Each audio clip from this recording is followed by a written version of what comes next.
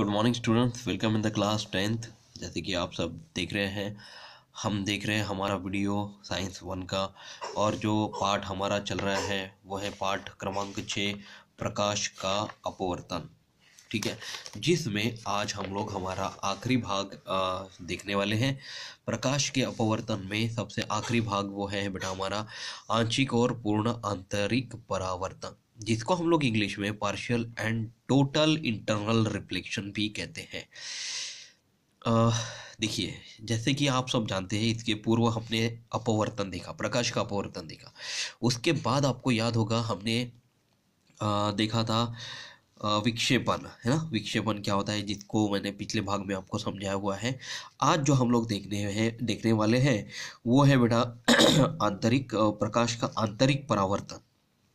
ठीक है, तो इसको शुरू करने के पूर्व मैं आपको एक जानकारी बता देना चाहता हूँ, जिसके बारे में आपको बहुत पहले से भी जानकारी है। वो है बेटा इंद्रधनुष की निर्मिति। तो जैसे कि आप सब जानते हैं कि हमारे आसपास जब भी बारिश होती है तो हमने बहुत बार इंद्रधनुष की निर्मिति देखी हुई है। लेकिन ये होती कैसी है ये आपको पता नहीं है, है ना। तो इसी को मैं आप लोग को बताता हूँ कि जैसे कि ये येलो रंग का प्रकाश का किरण आपको यहाँ पे दिखाई दे रहा है ना। जब ये सघन माध्यम में प्रवेश करता है, यानी कि बूंद के अंदर अंदर प्रकाश कर अंदर आपतित होता है, अंदर जाता है, तब इस प्रकाश के किरण का आंतरिक परावर्तन होता है बेटा।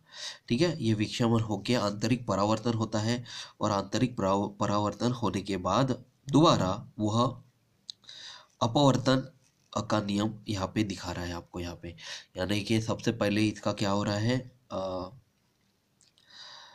ये जो प्रिज्म के तरह यहाँ पे आपको नज़र आ रहा है। पूर्णतः इस प्रकाश के किरण का सबसे पहले विक्षेपण हुआ, फिर आंतरिक परावर्तन हुआ, और फिर बाद में अपवर्तन हुआ। ये तीनों प्रोसेसेस यहाँ पे हो रही है। तो जैसे कि आप देख पा रहे हैं, मैं यहाँ पे पढ़ के बताता हूँ कि प्रकृति की सुंदर घटना इंद्रधनुष का बनना अनेक प्राकृतिक घटनाओं का एकत्रीकरण है। ये अनेक प्राकृतिक घटनाओं का एकत्रीकरण, इसका मतलब क्या है कि इंद्रधनुष प्रकाश के विक्षेपण, अपवर्तन और पूर्ण आंतरिक परावर्तन, इन तीनों घटनाओं का एकत्रित परिणाम है। मतलब इंद्रधनुष में ये तीन घटनाएं होती हैं, उस वजह से ही इंद्रधनुष बनता है। यानी कि बूंद से प्रकाश की किरण तीन क्रियाओं से जाती है। पहली विक्षेपण होती है, दूसरा होता है अपवर्तन, और तीसरी होती है आंतरिक परावर्तन, पूर्ण आंतरिक परावर्तन। यहाँ पे अभी मैं थोड़ी देर में आपको ये पूर्ण आंतरिक परावर्तन क्या होता है इसके बारे में बताने वाला हूँ। तो मुख्यतः बरसात हो जाने के बाद आकाश में इंद्रधनुष दिखाई देता है। तो बरसात के साथ साथ जब प्रकाश भी हो तभी हमें इंद्रधनुष दिखाई देता है, ये बात आप ध्यान में रखिएगा। तो पानी की सूक्ष्म बूंदें प्रिज्म की तरह कार्य करती है। ये देखिए बेटा, प्रिज्म मैंने आप लोगों को पिछले वीडियो में बताया था। इसकी प्रिज्म की जगह अगर बूंद हमने ले ली तो प्रिज्म की तरह यह बूंद काम करती है।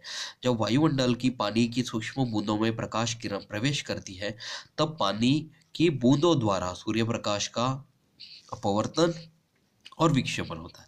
मतलब जैसे ही ये प्रकाश की किरण बूंद के अंदर प्रवेश करती है, तो सबसे पहले तो अपवर्तन होता है और फिर उसका विक्षेपण होता है। देखिए बेटा, अपवर्तन हो गया इसका, फिर ये विक्षेपण यहाँ पे हो रहा है, और ये विक्षेपण होने के बाद उस उनके पश्चात बूंद के अंदर आंतरिक परावर्तन होता है बेटा। ये बूंद का अंदर क्या हुआ, ये आंतरिक परावर्तन हुआ है यहाँ पे। और फिर अतः बूंद से बाहर आते समय पुनः अपवर्तन, आंतरिक परावर्तन होने के बाद पुनः अपवर्तन होता है। इन सभी प्राकृतिक घटनाओं का एकत्रित परिणाम यानी सप्तरंगी इंद्रधनुष के रूप में देखने को मिलता है। तो अब हम लोग चलते हैं हमारे सबसे इम्पोर्टेंट पार्ट की तरफ, जो है पूर्ण आंतरिक परावर्तन। अब देखिए, यहाँ पे एक आकृति मैं आपको सबसे पहले समझा के बता देता हूँ। ये जो हवा है बेटा, ये हमारा विरल माध्यम है, ये बाहर वाला। और ये नीले रंग का जो माध्यम आपको दिखाई दे रहा है, जिसको पानी में आपको ये माध्यम दिख रहा है, ये है हमारा सघन माध्यम। ये विरल माध्यम हवा, और सघन माध्यम यानी पानी। तो माध्यम एक है हमारी हवा, और माध्यम दो है हमारा पानी। यहाँ पे देखिए, पीले रंग का एक यहाँ पे प्रकाश स्रोत आपको यहाँ पे नजर आ रहा है। ये बात समझ में आ रही है ना आप लोग को कि प्रकाश स्रोत से निकलने वाली किरणें हर जगह पे इस तरह से परावर्तित होती हुई आप लोग को दिख रही है। तो ये जब हवा ये सघन माध्यम से विरल माध्यम में पहुंचती है, तो इसमें थोड़ा सा विक्षेपण आपको यहाँ पे विचलन, आपको प्रकाश का विचलन यहाँ पे नजर आ रहा है। वो है बेटा हमारा परावर्तित किरण। और ये दोबारा अपनी जैसी दूसरी आकृति यहाँ पे बनाता है, पानी में एक जैसी दूसरी आकृति यहाँ पे बनाता है। तो वो हो जाता है हमारा उसका जैसे कि वैसे दिखने वाली आकृति को हम लोग यहाँ पे आंशिक परावर्तन भी कहते हैं बेटा। ये समझ में आ रहा है आप लोग को? जो परावर्तित किरण है जैसे कि वैसे आपको दोबारा ना यहाँ पे जब नजर आती है, उसको हम लोग आंशिक परावर्तन भी कहेंगे। ठीक है, तो ये आंशिक परावर्तन क्या है और ये पूर्ण आंतरिक परावर्तन क्या है, जो कि माध्यम 2 में हम लोग को यहाँ पे नजर आ रहा है, वो मैं आप लोग को बताना चाहूँगा। लेकिन सबसे पहले यहाँ पे देखिए एंगल आई यहाँ पे जो दिखाई दे रहा है वो सबसे कम है। फिर यहाँ पे थोड़ा सा प्रकाश का किरण और दूर गया है, तो I1 में बढ़ोतरी हो गई है, एंगल बढ़ गया है। यहाँ पे IC, ये जो आपको यहाँ पे एंगल दिख रहा है वो I से छोटा है। ठीक है, यहाँ पे I लेस देन IC यहाँ पे बताया जा रहा है। लेकिन ये जो R यहाँ पे जो परावर्तित किरण रिफ्लेक्टेड रे आपको यहाँ पे मिल रही है, यहाँ पे R का अंश कोण यहाँ पे 90 डिग्री यहाँ पे दिखाई दे रहा है। ये लाल रेखा आपको यहाँ पे गलती से बनाई हुई दिखाई दे रही है बेटा। ये पहले से ही किताब में किसी ने बना के रखी है, वो गलत है। आपकी किताब में ये रेखा नहीं होगी। तो देखिए R यहाँ पे 90 डिग्री यहाँ पे दिख रहा है, यानी कि यहाँ पे ये एक राइट एंगल बना रहा है R बराबर 90 डिग्री का। और जब यहाँ पे चौथा कोण आपको यहाँ पे दिखाई दे रहा है, जहाँ पे I जो वैल्यू है, यहाँ पे जो I कोण है वो सबसे ज़्यादा यहाँ पे आपको मिल रहा है, तब ये यहाँ पे जो ये जो परावर्तित किरण यहाँ पे 2 जगह पे आपको मिल रही थी, R यहाँ पे 90 डिग्री हो गया। यहाँ पे परावर्तित किरण सीधा का सीधा सघन माध्यम में वापस आती हुई आपको नजर आ रही है, जो कि बाहर विरल माध्यम में बिल्कुल भी नहीं है। उसे हम लोग पूर्ण आंतरिक परावर्तन कहेंगे। तो जब भी प्रकाश स्रोत की किरण यहाँ पे R एंगल बनाती है, R कोण बनाती है, तब उसी की जैसे दूसरी समान प्रतिकृति आपको पानी में भी नजर आती है ना। तो यहाँ पे जैसे ये कोण आपको यहाँ पे नजर आ रहा है, ये सेम समान कोण आपको यहाँ पे नजर आ रहा है, लेकिन R जब 90 डिग्री हुआ तो यहाँ पे कोई भी कोण आपको यहाँ पे बाजू में बनता हुआ नहीं नजर आया। लेकिन जब ये परावर्तित किरण प्रकाश स्रोत का आय बहुत ज़्यादा बढ़ गया था, तब वो माध्यम 1 में न जाते हुए माध्यम 2 में दोबारा पुनः परावर्तित न होते हुए वापस आई हुई है। उस तरह के परावर्तन को हम लोग पूर्ण आंतरिक परावर्तन कहते हैं। तो इसको मैं पढ़ के बताता हूँ कि जब प्रकाश सघन माध्यम में से, देखिए बेटा यहाँ पे जो प्रकाश है ना, प्रकाश स्रोत है, वो सघन माध्यम में से विरल माध्यम में गमन करता है, विरल माध्यम में गमन करता हुआ आपको यहाँ पे नजर आ रहा है, तब उसका आंशिक रूप में परावर्तन होता है। तो उसका आंशिक रूप में क्या हो रहा है बेटा, यहाँ पे परावर्तन हो रहा है ना। यहाँ पे देखिए ये परावर्तन हुआ है, उसका फिर आंशिक रूप में इस तरह से दोबारा सघन माध्यम में परावर्तन हुआ है, उसको हम लोग यहाँ पे देखिए आंशिक परावर्तन कह रहे हैं। तो आंशिक रूप में जब ये परावर्तित होता है, अर्थात परावर्तन के नियम के अनुसार प्रकाश का कुछ भाग पहले माध्यम में पुनः लौटता है। देखिए प्रकाश का कुछ भाग मतलब परावर्तित होने के बाद भी पुनः पहले माध्यम में वापस लौटता है। उस क्रिया को इसे ही आंशिक परावर्तन कहते हैं। इसे हम क्या कहेंगे, आंशिक परावर्तन कहेंगे। तो प्रकाश के उर्वरित भाग का अपवर्तन होता है। देखिए बेटा प्रकाश का उर्वरित जो भाग है ना, उसका क्या हो रहा है, यहाँ पे विचलन हो रहा है, यानी कि अपवर्तन हो रहा है, ये आपको यहाँ पे बता रहा है। तो यदि प्रकाश सघन माध्यम से विरल माध्यम में गमन करता है, देखिए सरल सघन माध्यम से विरल माध्यम में जब ये गमन करता है तो वह अभिलंब से दूर हटता है। देखिए यहाँ पे सीधा, यहाँ पे तो ऐसा ये अभिलंब है, ये अभिलंब से क्या हो रहा है, थोड़ा सा दूर हट रहा है ना।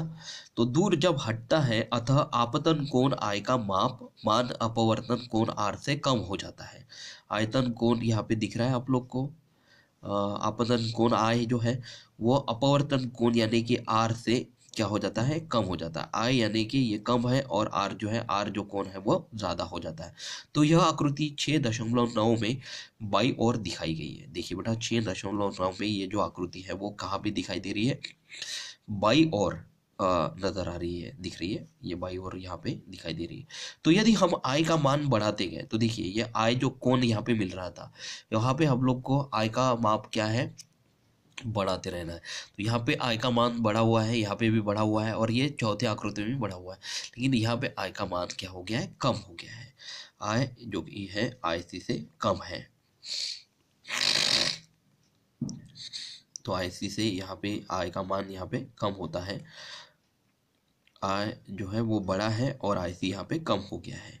तो आय का मान जब धीरे धीरे हम लोग यहाँ पे बढ़ाते हैं तो स्नेल के नियमानुसार आर का मान भी बढ़ता जाएगा। देखिए आय का मान जैसे जैसे हम लोग बढ़ाएंगे ना, वैसे वैसे आर का मान भी क्या हो गया, बढ़ता हुआ आप लोग को यहाँ पे नजर आ रहा है।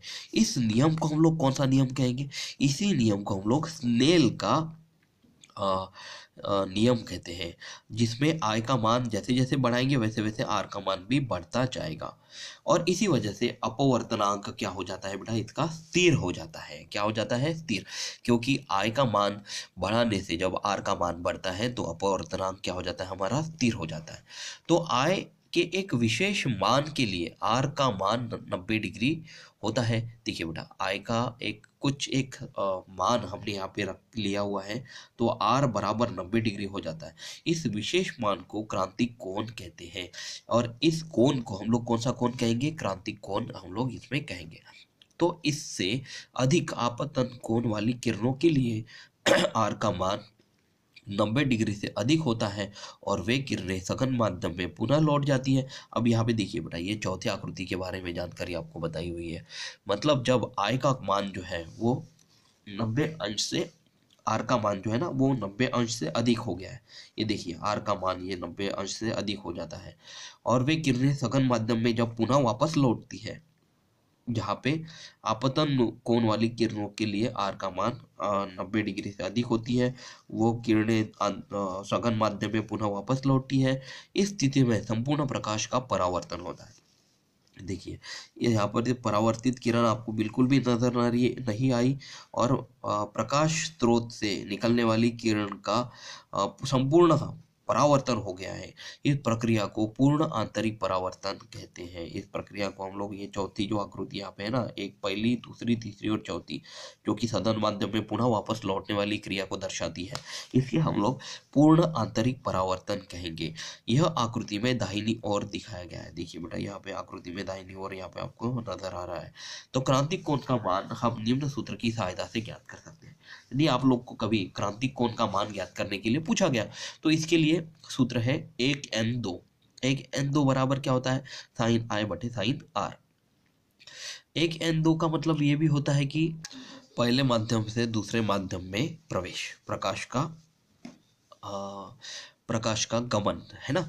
तो 1n2 बराबर साइन आई बटे साइन आर, यह सूत्र आप लोग हमेशा ध्यान में रखिए, जिससे हमें पूर्ण आंतरिक परावर्तन मिलेगा। तो पूर्ण आंतरिक परावर्तन के लिए हमें आय बराबर, हमें यहाँ पे क्रांतिक कोण लेना है। आय बराबर यहाँ पे क्या हो जाएगा, क्रांतिक कोण हमें लेना है, और आर बराबर जो है ना वो यहाँ पे 90 अंश यहाँ पे आपको मिल रहा है।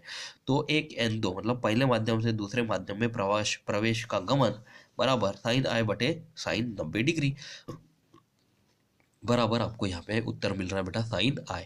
अब ये साइन आई कैसे आया, क्योंकि साइन का 90 अंश बराबर होता है 1। यहाँ पे आपको कारण भी बताया गया है कि साइन 90 अंश बराबर 1 होने की वजह से साइन आई बटे 1 बराबर साइन आई, 1n2 का उत्तर आपको यहाँ पे मिलेगा साइन आई। तो यहाँ पे मैंने जैसे आपको इंद्रधनुष की निर्मित के बारे में बता दिया है शुरुआत में ही, तो यह हम लोग भाग नहीं देखेंगे। अब हम लोग चलते हैं हमारे आखिरी भाग की तरफ, वो है बेटा हमारा हल किए गए उदाहरण। हल किए गए उदाहरण में आपको 2 उदाहरण बताए गए हैं। ये उदाहरण आपको अपनी पक्की कॉपी में लिख लेने हैं, उसके बाद ही हम लोग स्वाध्याय की शुरुआत करेंगे। तो उदाहरण 1 जो है, जैसे आपको यहाँ पे बताया गया कि यदि पानी का निरपेक्ष अपवर्तनांक 1.36 हो तो प्रकाश का पानी में वेग कितना होगा, जिसमें आपको गिवन यानी कि दत्त बताया गया है कि प्रकाश का निर्वात में वेग होता है 3 गुना 10⁸ मीटर बटे सेकंड। ठीक है, तो जैसे यहाँ पे आपको बताया गया है कि पानी का निरपेक्ष अपवर्तनांक 1.36 है, यानी कि एन एन हम लोग को लेना है। यहाँ पे दो माध्यम आपको दिए नहीं है गए हैं, जिससे हम लोग एक एन दो और दो एन एक तो लिखेंगे नहीं, एन एक ही होगा। निर्वात बताया गया है यहाँ पे, निर्वात बताया गया है, इसलिए एन यानी के जो होगा वो 1.36 होगा। प्रकाश में पानी का जो वेग है वो है बेटा यहाँ पे दिया गया है 3.3 × 10⁻⁸ मीटर पर सेकंड, जो कि V1 है। हमें प्रकाश का पानी में वेग कितना होगा यानी कि V2 यहाँ पे ज्ञात करना है। तो जैसे कि सूत्र आपको पता है, N बराबर V1/V2, ये सूत्र हमने इसके पूर्व वाले वीडियो में देखा हुआ है। तो जैसे आपको पता है कि n की संख्या हम लोग n की जगह पे रख देंगे सूत्र में 1.36 बराबर V1 क्या दिया है 3 × 10⁸ बटे यहाँ पे क्या निकालना है हम लोग को V2। जब तो V2 जैसे कि वैसे ही रखेंगे, तो देखिए बेटा V2 बराबर क्या हो जाएगा 3 × 10⁸ बटे 1.36। समझ में आया ना, 1.36 गुना V2 बराबर 3 × 10⁸। तो V2 बराबर सामने की संख्या बटे बाजू की संख्या।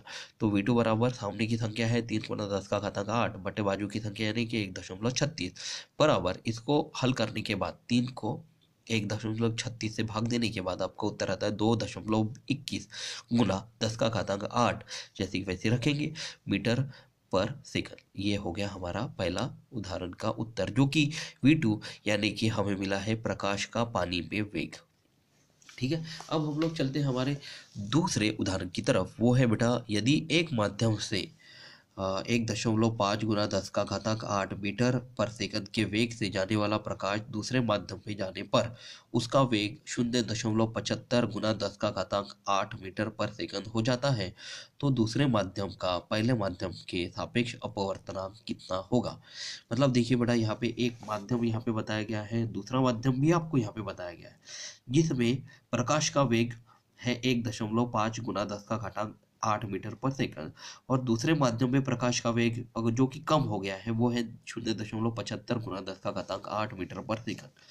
तो हमें दूसरे माध्यम का पहले माध्यम में सापेक्ष अपवर्तनांक कितना होगा ये ज्ञात करना है। तो जो जो चीज़ें आपको यहाँ पे दत्तों में दी गई है वो हम लोग लिख लेंगे। पहले माध्यम में प्रकाश का वेग है V1 बराबर 1.5 × 10⁸ मीटर पर सेकंड, जो कि V1 है। फिर दूसरे माध्यम में प्रकाश का वेग V2 बराबर 0.75 × 10⁸ मीटर पर सेकंड हम लोग लिख लेते हैं। अब हमें निकालना है दूसरे माध्यम का पहले माध्यम में सापेक्ष अपवर्तनांक। तो 2n1 ये हमें ज्ञात करना है, तो 2n1 बराबर V1/V2 होता है। तो V1 यानी कि 1.5 × 10⁸ बटे 0.75 × 10⁸। अगर 1.5 को 0.75 से भाग देंगे तो आपका उत्तर आता है 2। 10⁸, 10⁸, ये यहाँ पे दोनों जगह पे कट जाएगा, तो आपका उत्तर सिर्फ यहाँ पे 2 ही आएगा। इसका कोई भी इकाई हमको यहाँ पे नहीं निकालनी है और ना ही हमको यहाँ पे लिखनी है। ठीक है, तो अब यहाँ पे हमारा ये पाठ खत्म हो जाता है। अगले वीडियो में मैं आप लोग को स्वाध्याय की प्रश्नोत्तर बताऊंगा। तब तक आप लोग इसको, इसमें जो कथित स्पष्टीकरण आपको बताए गए हैं, इसमें जो रिक्त स्थान आपको यहाँ पे बताए गए हैं, ये आप लोग ढूंढ के निकालने की कोशिश कीजिए। और अगले वीडियो आने तक जो स्वाध्याय के प्रश्नोत्तर आप लोग को मैं बताऊंगा वो आपको अपने पक्की कॉपी में उतार कर लिख लेने हैं। इसको अच्छे से रीड करना है, याद रखना है और इसकी बार बार प्रैक्टिस करती रहनी बेटा। तब तक अगले वीडियो तक अपना खुद का ख्याल रखिए और हंसते रहिए, मुस्कुराते रहिए। कोरोना से बचने के लिए 2 गज की दूरी रखिए, बार बार हाथ धोते रहिए, सबसे इम्पोर्टेंट है मास्क ठीक से पहनिए। Thank you class, take care, bye.